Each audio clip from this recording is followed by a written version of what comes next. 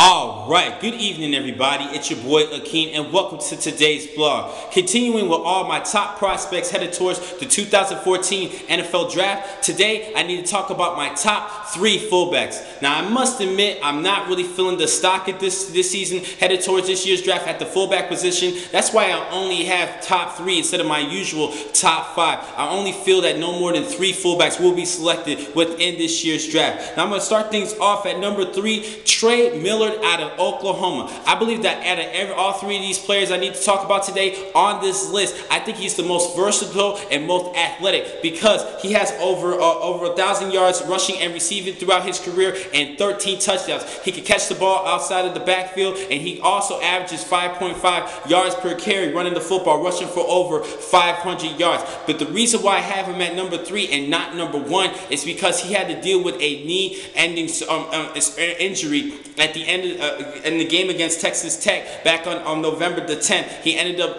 tearing a couple of ligaments in his knee, and he was out for the remainder of the season. And because of that, I'm a little bit worried that he could be damaged goods, and that's why I don't have him at the number 1 position. At number 2, I have to go with J.C. Copeland out of LSU. This kid is a former defensive tackle who converted to fullback. He weighs 270 pounds at 6'1". Great size, big guy, just like an offensive lineman. Now, because of that weight, I'm a little bit concerned about his weight. He could have that little offensive lineman gut, but I think if he just trims down just a little bit and muscles up, he will be a dominating fullback in the National Football League. And also, he had 7 career rushing touchdowns. He is a great fullback in short yardage situations. He can even block, but give you some tough yardage, especially in the goal line situation. He reminds me of William the Refrigerator Perry. He's like the mini fridge for LSU. He had a great career, 7 career rushing touchdowns. And at number 1, I'm going to have to go with Jay Brosh out of Auburn.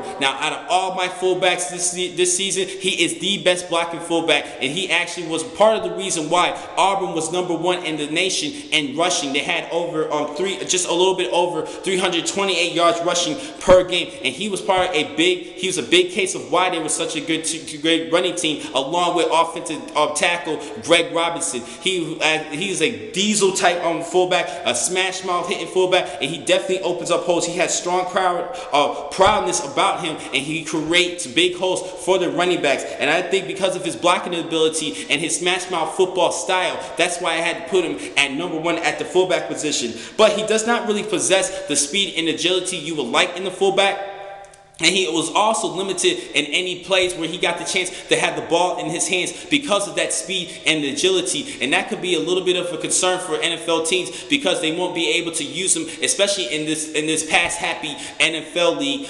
That's good. That's a little bit of a concern. But he is definitely the best blocking fullback headed towards this year's draft. And I think that he should probably be the number 1 fullback taken. If not, they might go with Trey Miller at my number 3 fullback. But I still think that Jay Prosh is the number 1 fullback headed towards this year's draft. Now, the next time I'm going to catch you guys is on Monday, where I will give you my top 5 receivers. Have a little bit of a break over the weekend, some research that I have to do, but I will be back on Monday to give you my top 5 wideouts. I'll catch you guys then. Thank you for watching this vlog from Pro Football Exclusive. I'm your man, Akeem McCall. Be easy.